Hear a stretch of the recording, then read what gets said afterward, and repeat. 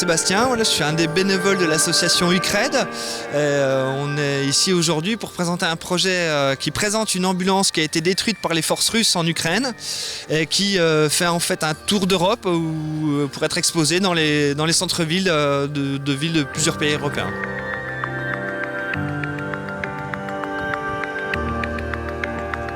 Nous voulons une information pour Français parce que oublier la guerre là-bas dans l'Ukraine, c'est important pour nous et pour le monde regarder ça parce que c'est Russie qui tirait cette voiture ambulance. C'est une voiture médecin qui était au ville Kharkov. Beaucoup de gens qui sont morts par cette voiture. Et cette action, on veut dire que la guerre n'est pas finie. Beaucoup de bombes tous les jours, beaucoup de gens qui sont morts. Pour nous, c'est très important, c'est très difficile. Ми хочемо, щоб всі, хто тут є, бачили суть ворога, який може стріляти у машину, яка перевозить поранених солдат, поранених уже медиків у цій машині, тому що багато було вбито. І тут не йдеться про якусь, я не можу на українській мові знайти слова потрібні, етику. Тут немає етики. Ici pas éthique. Pas éthique pour Russie. C'est dur pour nous. C'est dur pour tout le monde qui sait voir. C'est comme ça. І що ми хочемо показати? Ми хочемо показати, що війна продовжується. І багато французів, наслухавшись сьогодні президента Америки Трампа, вони думають, що це закінчиться. Ми дуже хочемо, щоб це закінчилось. Ми не знаємо, як і що для цього робити. А на даний момент, що ми можемо зробити, це зібрати кошти на нові амбуланси, автомобілі.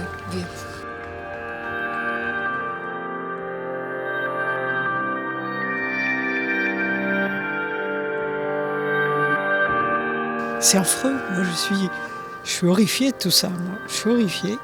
Puis je me dis, qu'est-ce que je peux faire? Parce que je n'aime pas envoyer de l'argent par, comment dire, par Internet. C'est pas mon truc. Moi, j'avais envoyé de l'argent au début, avait passé pour la Croix-Rouge. Je sais pas trop ce que c'est devenu. Et je suis en train de me poser des questions pour savoir comment aider.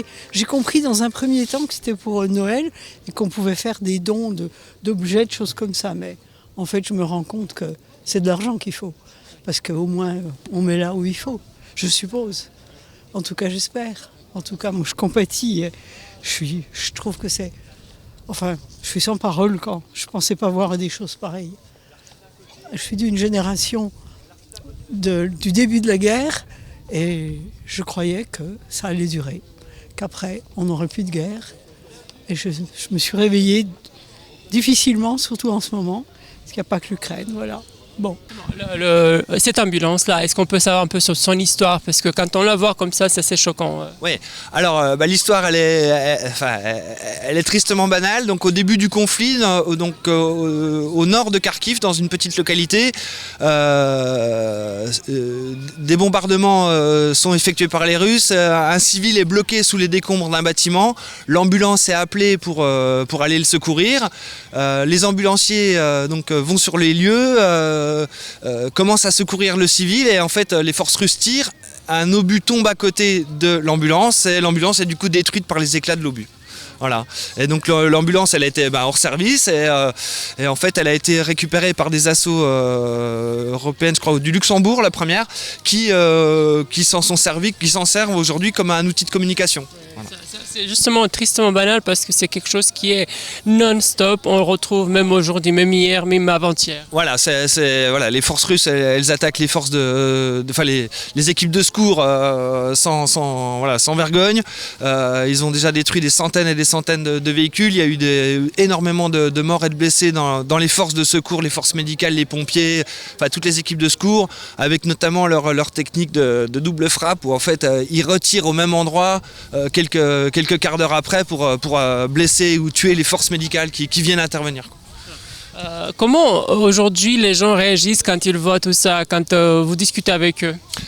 Alors, l'ambulance détruite, là, ici, elle a voilà, elle a un gros impact psychologique. Voilà, quand on voit le véhicule, les impacts, c'est marquant. Ça touche beaucoup les gens, il y a beaucoup d'empathie, on a beaucoup de soutien. Malgré là, le temps froid et puis la grisaille, eh bien, les gens sont chaleureux, l'initiative elle est bien accueillie, beaucoup de gens nous disent oui c'est bien qu'on reparle de l'Ukraine, qu'on s'intéresse de nouveau à ce sujet, que ce sujet soit mis en avant. J'ose demander, vous arrivez à toucher votre objectif d'acheter une nouvelle ambulance, des nouvelles ambulances. Un petit mot sur ce projet-là.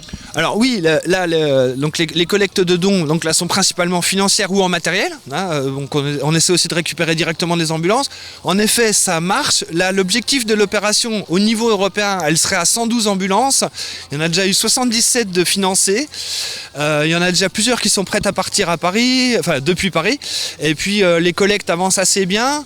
À savoir qu'une ambulance, c'est on va dire une quinzaine de milliers d'euros à peu près pour l'achat, l'entretien et puis l'expédition.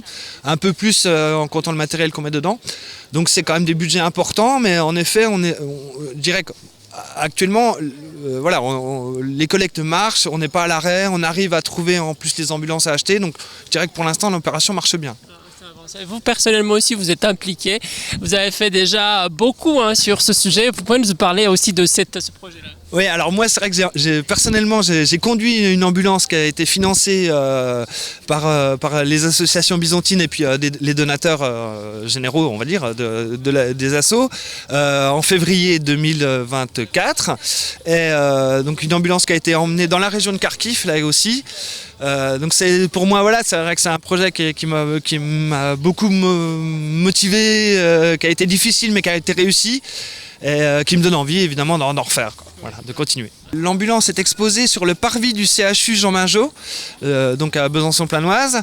Elle y sera de 10h à 18h sous le parvis principal, là, donc devant l'entrée du CHU. Donc vous pouvez venir apporter des dons en numéraire, espèces, chèques, carte bleue pour soutenir le projet, ou juste venir mettre un petit mot sur le livre d'or qui circule avec l'ambulance. Merci les donateurs aussi, bien sûr les donateurs, c'est vrai qu'on est très content de les voir. En plus, il y a vraiment, voilà, il n'y a pas énormément de monde à Besançon aujourd'hui parce que voilà, c'est un mercredi d'automne, mais il y a des gens super motivés et très généreux et ça vraiment on les remercie.